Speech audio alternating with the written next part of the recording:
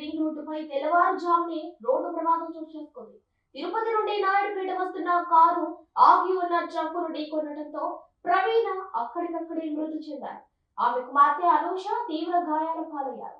వీరితో పాటు భీమవరంకు చెందిన ముగ్గురు వ్యక్తులకు తీవ్ర గాయాలయ్యాయి. రథసప్తమి సందర్భంగా తిరుమల వెళ్లి తిరిగి వస్తుండగా ఈ ప్రమాదం చోటు చేసుకుంది.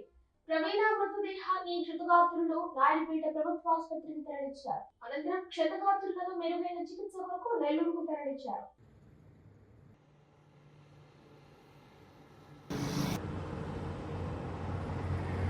ఉమ్మడి నెల్లూరు జిల్లా నాయుడుపేటలోని రింగ్ రోడ్డుపై తెల్లవారుజామునే రోడ్డు ప్రమాదం చోటు చేసుకుంది.